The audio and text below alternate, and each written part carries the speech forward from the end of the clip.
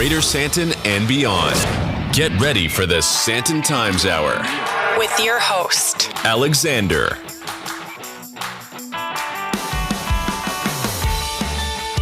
That's right, it's the SANDTON Times Hour on Mix 93.8 FM. It is always available as a podcast on Apple, Google, and Spotify.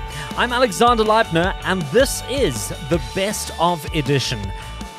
Yes, you heard that right. It's the Best of Edition, and I'll explain all of that in a few minutes.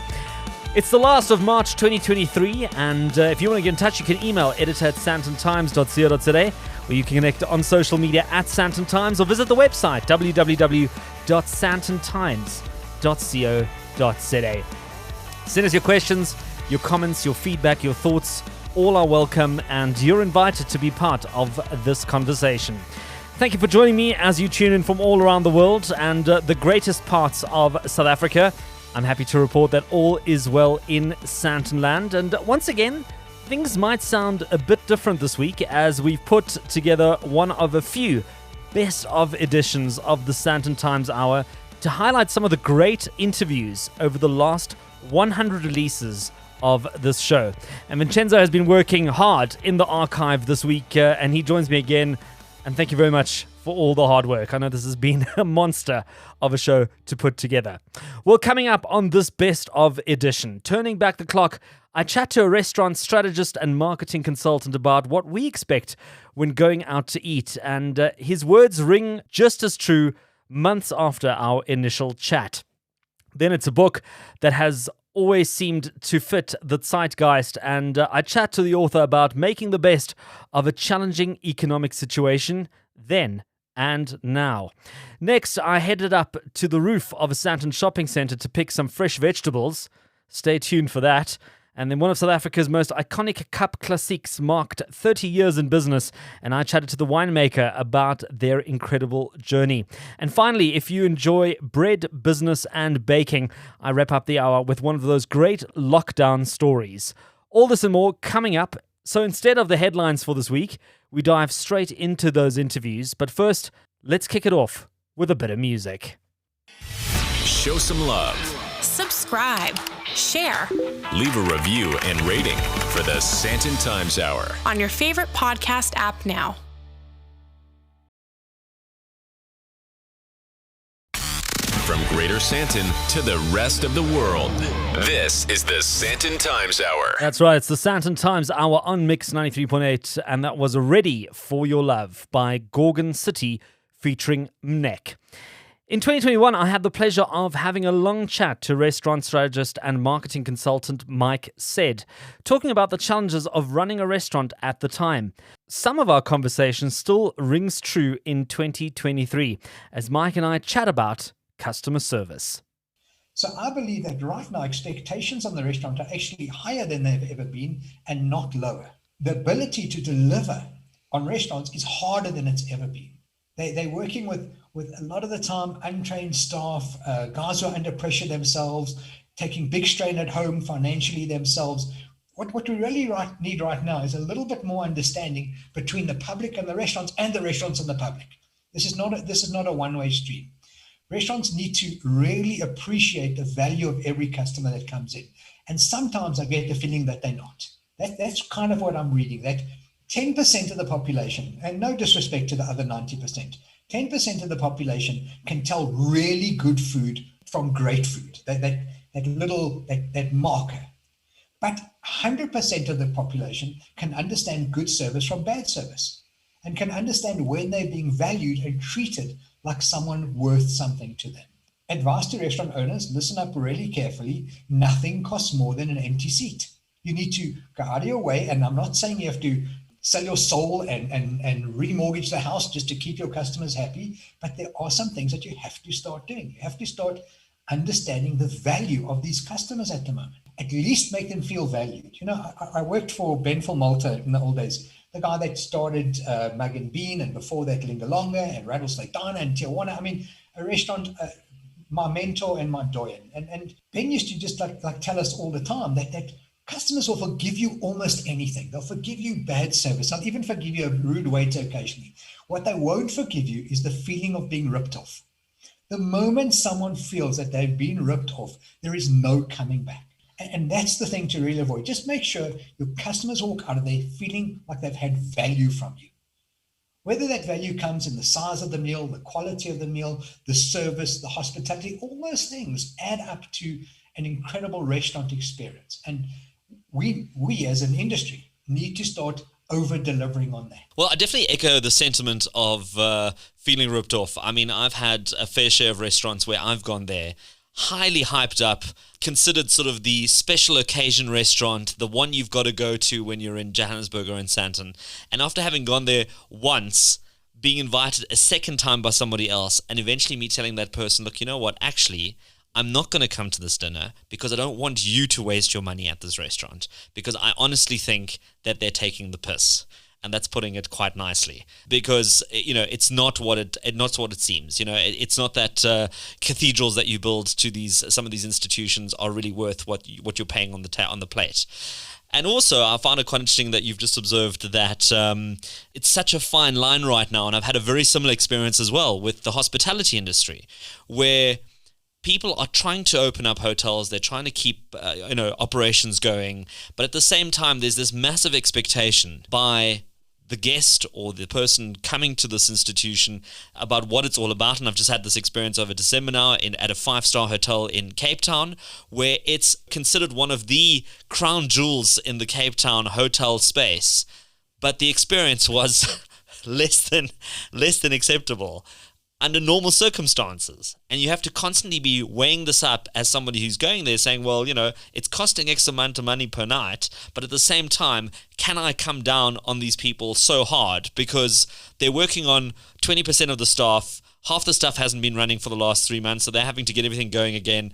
I mean, you're literally, almost kicking someone while they're down, but at the same time, there's this massive expectation, or at least wanting value for money, or getting what you're paying for. And it's a really difficult thing to really juggle. And I don't even know what the real answer is. It's like you're saying, it's having a bit of forgiveness on the one side and a bit of tolerance on the other side, and hopefully somewhere meeting in the middle. Very much so. And I think you summed it up. You're spending big money, so you're expecting even more than you expected before, because you're one of the very few people who are spending that money and have that money to spend. But the restaurants and the hotel, the whole industry, is just not quite able to deliver the levels that they were before. So they have to make up for it in other ways. And one of the ways to make up for it is through hospitality and personal service. Be there for your guests. Just listen to them, understand what they've got to say. Kind of the answer is absolutely. What was the question is kind of where we're heading at the moment. But at the same time, the restaurants have to remain profitable. They can't overstaff. They can't give you everything for free because they've got to make money. So hopefully a little bit of understanding between the public at the moment and the restaurant owners. Although I work with the restaurant, my job is not to train the public. My job is to train the restaurant owners and to train the staff, and spend time and effort on training at the moment more than anything else. I'm asked one simple question. I'm asked, Mike, is service as bad as people think it is, or as bad as they make it out? And sometimes it is and sometimes it's not, but it really comes down to one thing. It is impossible to deliver a level of service greater than which you yourself have been exposed to. Now, we are sending waiters to your table to sell you a seafood platter who, one, have never seen the sea, and two, have never eaten a seafood platter. So they take their guidance in how to treat customers exactly by the way that the manager's treating them. So if you walk into a restaurant and your waiter's rude to you, I can promise you right now, the manager's probably rude to the waiter. And if the manager's rude to you, it's probably because the owner's rude to him, and so it goes down. We need to train our staff to empathize with our customers, to understand them, and to deliver hospitality. Service is easy. Service, I go to the ATM, I put in my card, I press a couple of buttons, I get out some cash, assuming I've got cash.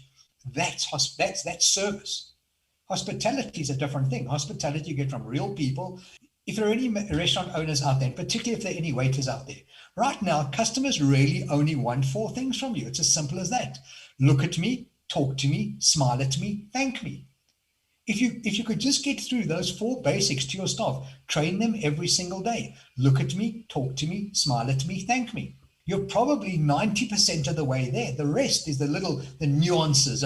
Did he hold the plate correctly? Most people aren't even watching that anymore, except at the very high-end restaurants. It's time for the industry to kind of like move up a notch. As hard as it is, now's the time to, and those guys that do it they're going to reap the benefits for years to come, because the playing field is going to be decimated, or not, maybe not quite decimated. It's going to be thinned out. There are going to be less options. At the same time, there are going to be less people with money. So make sure that you value every single guest. Your motto in your restaurant: every guest leaves happy. Simple as that. This is the best of edition of the SANDTON Times Hour, and that was my chat with restaurant strategist and marketing consultant Mike Said back in 2021. Let's take a quick break, and I'll be right back after this. You're listening to the SANDTON Times Hour.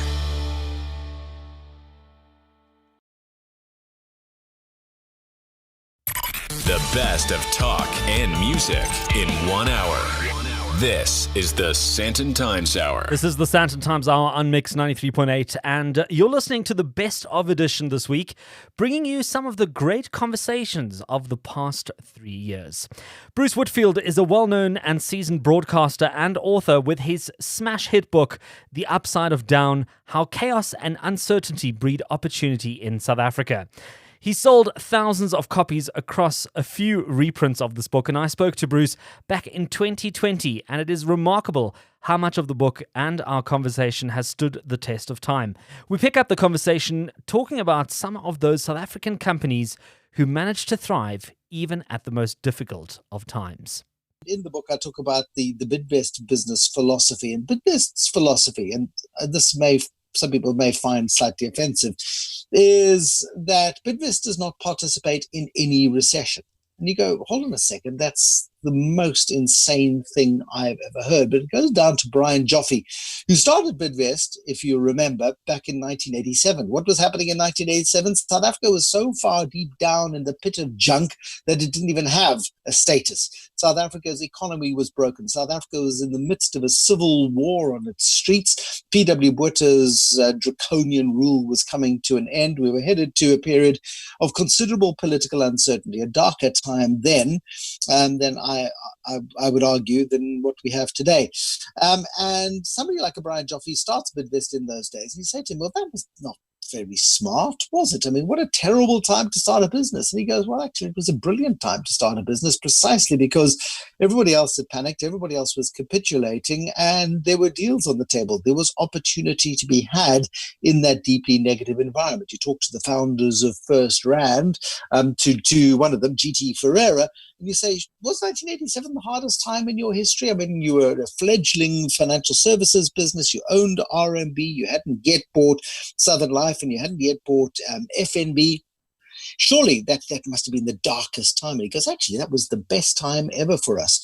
And it does come down to mindset in terms of dealing with crisis. If you are the most resilient in an environment which is negative and where people are capitulating and where your competitors are going out of business and you're managing to survive, you put yourself in a position where you are able to thrive when things turn, because ultimately things do turn eventually. And don't ask me for time frames, because there's absolutely no way of knowing.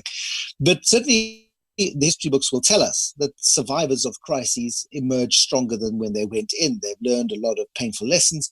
They have earned a lot of painful stripes, and they are able to, once you can navigate a crisis of this depth and magnitude, you can practically do anything you like.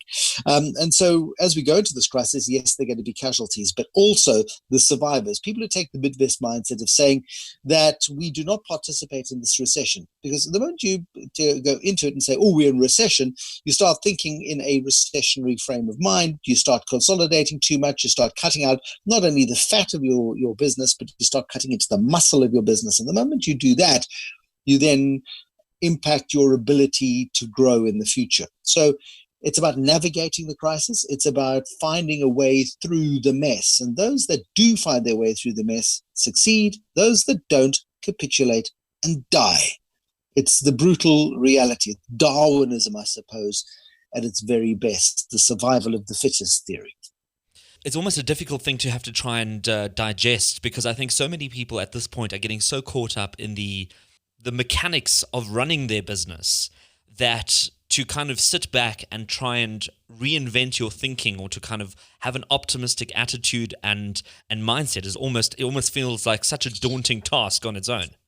Again, let's not sugarcoat this thing. It's not about being an optimist, because optimism can sometimes just be delusion. It is about simply navigating better than your rivals. It is about finding the opportunity, and it's about identifying those opportunities and focusing in on the opportunities that present themselves while your rivals are capitulating, because there are always, Sun Tzu, the great Chinese military strategist 2,000-3,000 years ago, was talking about in crisis brings opportunity. It's a philosophy that somebody like a Stephen Kosseff has lived through with his business in Investec for so many decades. He ran that business by and large for 3 to 4 decades, and crisis brought huge opportunity for businesses like Investec. Crisis brings huge opportunity for large corporations, which at that time were not large corporations. My favorite quote in the book, and I borrowed it from my kids' music room at schools. It's in the kids' music room at school, and it says, "Dear optimists, pessimists, and realists." And you know these people, don't you, Alex? The optimists go, I'm such an optimist. It's all going to be fabulous. If you're an optimist, you're dead. Simply because you're not then grasping the reality of the situation in which you're in. Sure. If you're a pessimist, you're equally dead, because you're not going to see opportunity. If you're one of these people who claims to be a realist, actually you're just somebody who is quite negative, because you get I'm really an optimist, and anybody who follows the sort of half a sentence with the word "but" discount everything they say beforehand. So I'm really an optimist means actually I'm deluded. I'm actually a pessimist. Well, then I don't see opportunity. I'm a realist means actually I'm on the fence on this thing, and I can't make a decision either way. Optimists, pessimists, and realists. I drank the water. While you were arguing about the level of the glass, I drank the water. Regards, the opportunist. And opportunists are the sort of people who have thrived in so many times of chaos and crisis in South Africa. You're too young to know and to remember the oil crisis of the early 1970s, the Soweto uprising of 1976, the 1980s, which were a period of massive wealth destruction in South Africa, hyperinflation, and huge interest rates. Interest rates were going up to 25% at various points, and money had no value, and those were times of real crisis, but people found a way through. They muddled through the crisis. Some people strategized their way through the crisis, and then into more recent crises of 85, the Rubicon speech, 87, the debt standstill, 89, the political uncertainty that came with the announcement that Nelson Mandela was going to be released, and there was huge political uncertainty at that time. Chris Hani gets shot in 1992, and South Africa goes to the brink of civil war, but we get through all of these things, and some companies fail in that process, and some companies succeed, and some companies just manage to survive. Yet those that navigate crisis are the ones we have to pay attention to, because they teach us so many valuable lessons. Bruce, what are you hoping anybody picking up your book will take away as that one nugget? What I'm hoping people take out of this is that what we need in South Africa is a generation of rebels, renegades, and problem solvers. One of the corporate talks that I have done over the last couple of months has been entitled, in fact, Rebels, Renegades, and Problem Solvers, in which I make the point that so much of our media necessarily, I think, focuses on the rascals and the reprobates and the problem causes, whether they be Marcus Jooste or Jacob Zuma or the Guptas, whomever your favorite figure of disdain is. And it's important for media to do precisely that, and that is to expose the thugs and the crooks and the scoundrels in our environments, because without media exposure, without that oxygen, these guys would continue to operate without any sort of constraint whatsoever.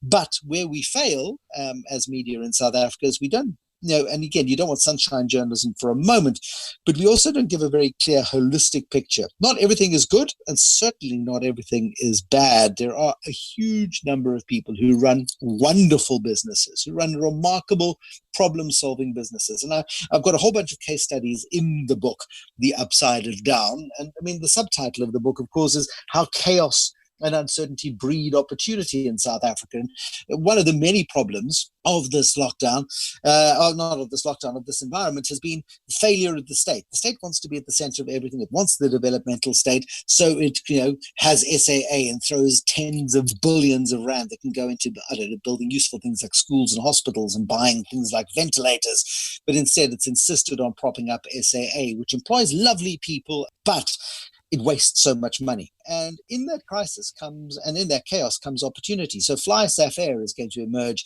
in a very, very strong dominant position. I look at a company like Spark Schools, and it's a young woman called Stacey Brewer, who, like so many other young South Africans of her age, in 2010 worked for the World Cup for FIFA, running all of their entertainment venues, and she earned a lot of money. And the purpose of that was to get an MBA so she could, quote, go overseas and get a job. But halfway through her MBA, she began to understand South Africa's education crisis, primary education crisis. So she and a colleague who was studying at Gibbs with her at the time started Spark Schools. And at last count, they had 21 campuses. They were educating 15,000 kids at the same price as government spends, by the way, per child in the government school system, with considerably better outcomes. She saw the opportunity for low-fee, high tech education in South Africa. She doesn't treat kids like idiots, and she stretches them and gets these kids to do remarkable stuff in their classrooms. So this economy needs problem solvers. This economy needs people with a mindset of creation and creativity, and we have so many enormously talented and gifted people who are going to be going through hard times right now. We're going to have to find a new niche. We're going to have to find a new shtick, and they're going to push forward. It's about finding the gaps. It's about finding the opportunities in a really, really difficult and very messy economic environment. That was an outtake of my interview with Bruce Whitfield talking about his book, The Upside of Down, How Chaos and Uncertainty Breed Opportunity in South Africa, back in 2020. The book is still going strong, and I encourage you to grab a copy either digitally or in hard copy. This is our best of edition of the SANDTON Times Hour. Time for a quick musical break, and more of the SANDTON Times Hour right after this. Promote your brand. Advertise your business. Our audience could be your next client. Contact the SANDTON Times today. Back for more? The SANDTON Times Hour continues. You're listening to the SANDTON Times Hour on Mix 93.8 with Gypsy Woman by Beats by Hand and Kelly Meacher. Taking you into the second half of the SANDTON Times Hour, my name is Alexander Leifner, and if you are new to the show, well, this is how things work. If there's anything that sounded good during the show but you didn't manage to get all the details, be sure to visit the show notes on the website www.sandtontimes.co.za for a detailed breakdown of everything discussed on this week's Best of edition. Also, be sure to check out our social media accounts at SANDTON Times, and feel free to engage with a tweet, a WhatsApp, a DM, a voice note, a post, whatever works for you. You can do that, and you can also use hashtag SANDTON Times Hour. Over the past 3 years, there's been an interesting development expanding on the roof of the Morningside Shopping Center here in Sandton. Hydroponics farmer Zandile Kumalo has built the most remarkable installation farming in the heart of Sandton, and I kicked off my 2021 interview with her, asking her about this venture. Basically, in the farming industry, I started as a conventional farmer back when I used to plant on a 2,000 square meter backyard back at home. From there on, I realized that I needed a little bit of mentorship and some guidance in terms of farming, because I was young and, it was in my beginning phases. And then I volunteered at one of the farms just to learn the basics of farming and how to run a farm. But I realized that they face issues like weather conditions, your irrigation systems, and that the world is even facing issues of how land is needed, how water is being used, and the scarcity of food within the country. And with that, I realized I need to do some research upon it, and let's find ways how we can make it even better, but still supply food so that we do not have a scarcity of food, be a sustainable farmer, but you being able just to make sure that the world is working in its way environmentally. And with that, I then realized that there's hydroponics, And then I started my first business at Vaal University of Technology, trialing it out, and hydroponics then it was working well, and we're able to mitigate all the issues and the challenges that we're facing in terms of the world itself. And then from there on, the collaboration for Neighbor Roots came through, and as that collaboration started between Flanagan, me in the technicality side, and also Red Hill, we wanted to be able to bring up the idea of bringing food closer to the market after realizing that then the restaurants are being hit through the COVID scenario of them not being able to get vegetables, and we decided that within the sustainability of agriculture we can be able to just take this agri-tech and bring it on the rooftops. And that's how the model of us starting here in Sandton and being the first Sandton's rooftop farm that we are able to build here. Well, let me just paint a picture for those people listening. So we're actually at the moment sitting on top of the roof of Morningside Shopping Center in a greenhouse tunnel. I think that's the right sort of terminology for it. And I'm currently looking at tomato vines. I'm looking at trays and trays of lettuce. There's spinach, baby spinach, and I see you've also got some normal spinach going. You've got some edible flowers going here. It's quite sensational what you've set up here. And maybe to give people an understanding of what hydroponics is, for those who are not sort of in the hydroponics game, just explain to us in layman's terms what hydroponics farming is. So hydroponic farming is adding nutrient solution water to your roots just to help your root to grow at its optimum best. So we put in some nutrients inside the water. We make granular nutrients, we liquefy them, we run them underneath, which is through the roots, and then the roots would absorb the nutrients whenever it needs it, whenever it wants to be able to absorb and grow. And then therefore you'd have your full plant after, but we use medium cold cocoa peat. We do not use any soil, just to make sure that we keep everything in a neutral base. So you haven't got any chickens or cows walking around on the roof here, just to clarify that. But there's a whole business model behind this as well. I mean, you're not just growing tomatoes and spinach and salad and, I don't know, eating it yourself. There's an entire business model that you've also got going with the mall. Just tell us a little bit more about that as well. The business model is that we're selling straight into the shopping center, which then helps us to mitigate also the carbon emissions of transporting food from afar and bringing it closer. So our restaurants are able to just order on a weekly basis, which helps us to be consistent, and therefore we pack and then we send it straight into the shopping center. We've got restaurants like Signature, Pomodoro, and the Green Peppercorns are the guys that order from us. We are still getting Pick and Pay on board. We are going to be getting Refillery and Wellness Warehouse because of our vegetables are fresh, they are clean, they are nutritious, and they are able to be eaten and consumed in the most quickest time turnaround of when a restaurant would want it. So we are selling freshness and nutritious vegetables in their kitchens. I also believe there's a plan to also get a bit of a market stall going downstairs, so if people visit Morningside Shopping Center, hopefully in the future, they'll be able to pick up some of this fresh produce as well, so directly to the consumer. But if you eat at any of these restaurants that Zandile mentioned, you'll know that you'll be getting it straight from the rooftop.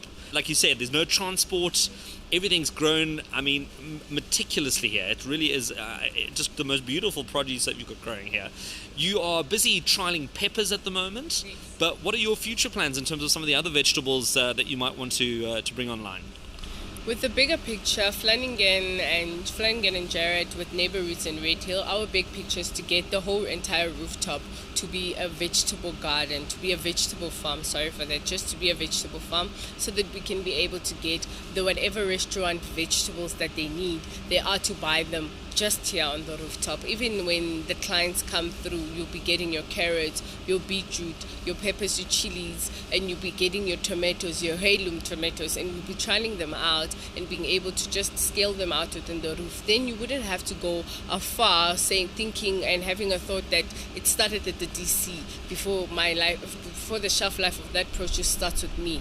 But then when you come straight to the farm, you'll be knowing that you just got it straight from the garden. I saw it being harvested that morning, and therefore the shelf life starts with you as a client or in that kitchen, and therefore when you eat it, you can taste the difference of how that produce is inside your mouth, and you could actually taste the value of it. That was hydroponics farmer Zandile Kumalo on the roof of the Morningside Shopping Center, and I encourage you to go pay her a visit and try some of her fresh produce. Connect with the Sandton Times. Email editor@sandtontimes.co.za. Now, back in 2020, Graham Beck celebrated its 30th anniversary, and I had the chance to chat to Mr. Bubbles himself, Pieter Ferreira, Graham Beck's then cellar master, and we kicked off our conversation reflecting on the journey so far. Thank you, Alex. Yeah, it's been an amazing 30 years, and it still remains a journey. One would think, we've come a full circle, but there's always different avenues that we can, access and, even make Graham Beck more special. Well, tell us a little bit more about that journey and some of the highlights. 30 years is a bit of a lifetime. So, I'll try and keep it, short and concise, but it's really been fantastic. I started off as a specialist winemaker, working with Achim von Arnhem in the, Peugeot in Franschhoek. And then in 1990, we met Graham Beck, and his vision was, to establish a wine farm in the Robertson area and concentrate being a specialist producer of Cap Classique. So, that is 30 years ago. And there's been really amazing happenings as such, not only with the magic of the farm, but also, to the brand itself that, there's some really amazing stories. The first one has to be the 1991 when we did a vintage under the stars. We started preparing the winery in the late 1990s. So the cellar roof wasn't up. So we made that year the vintage under the stars. So quite special.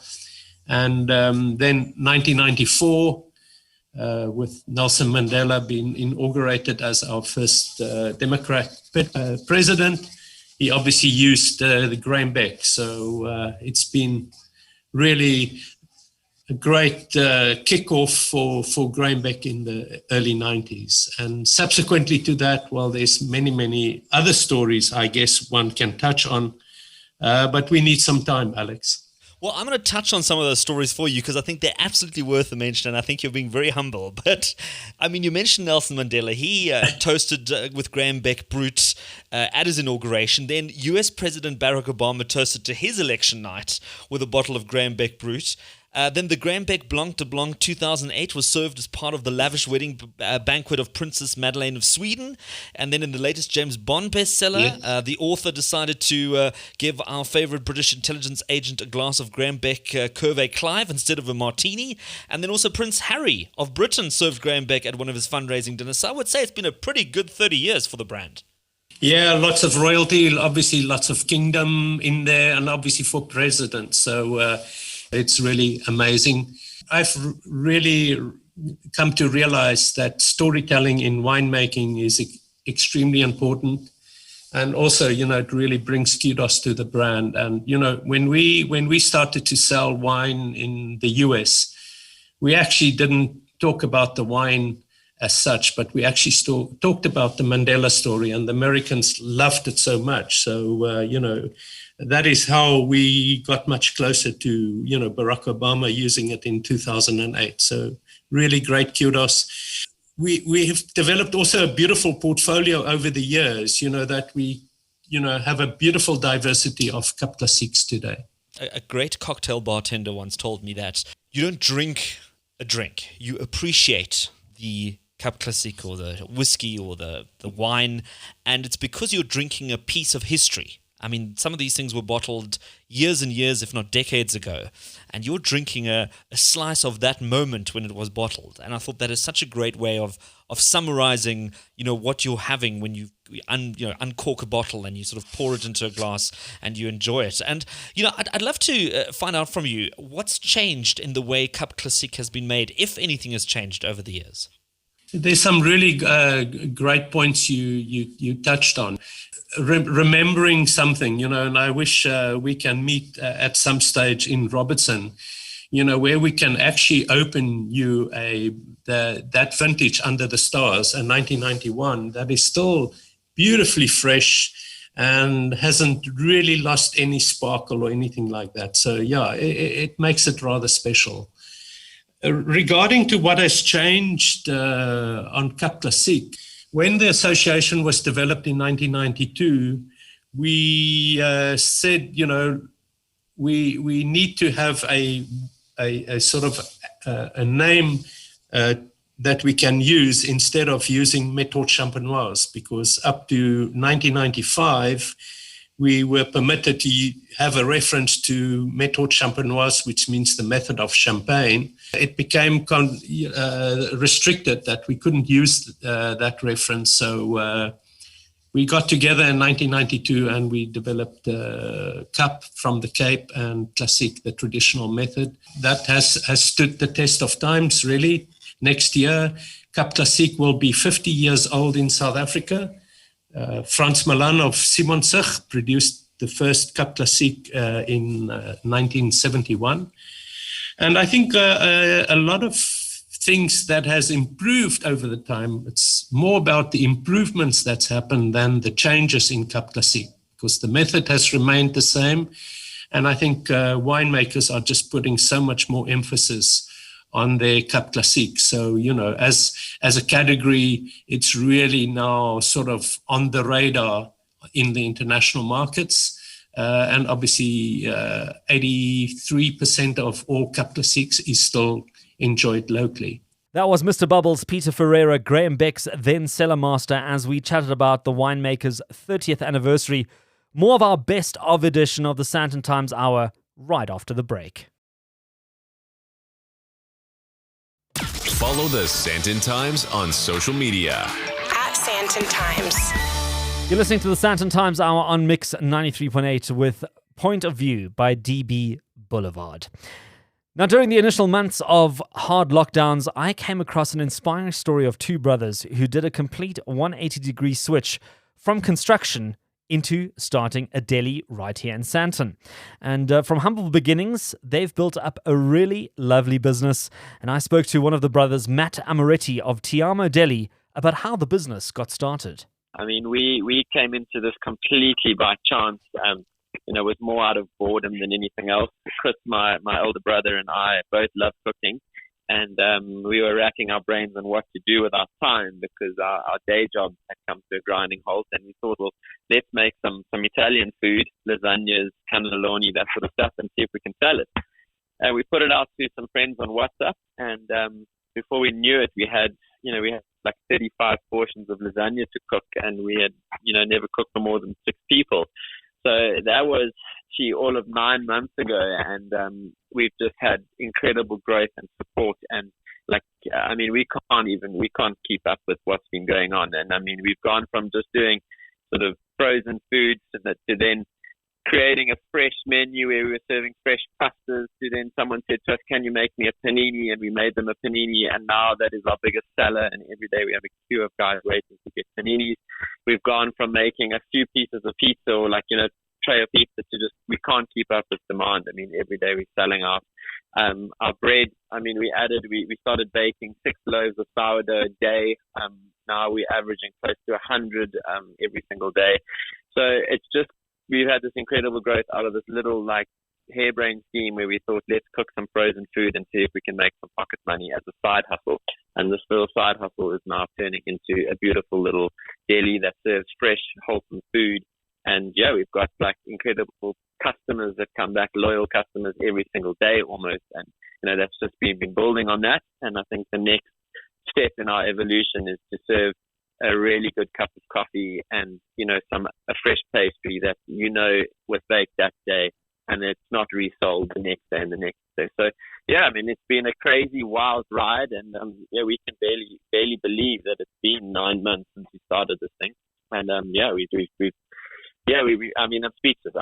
We can't describe it. When people ask us, we can't. We're like, yeah, this is this crazy story that we came up with, and yeah, it's where we are.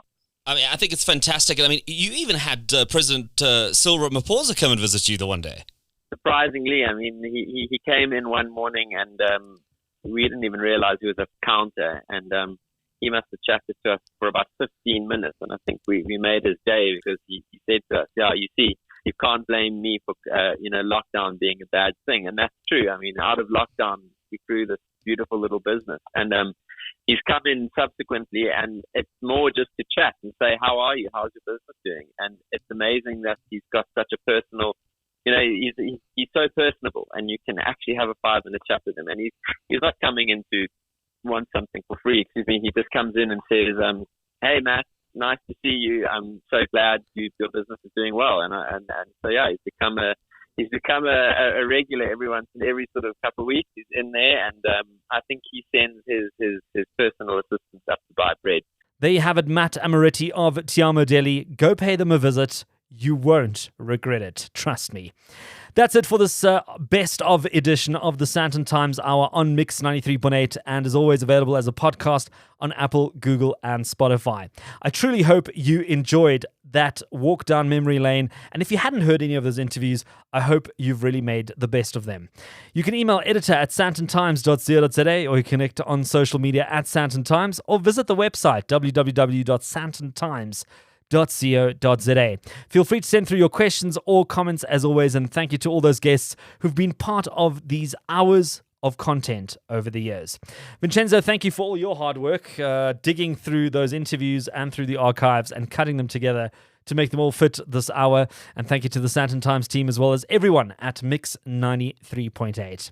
Above all, thank you for making the time to listen every single week, and let's connect again next week.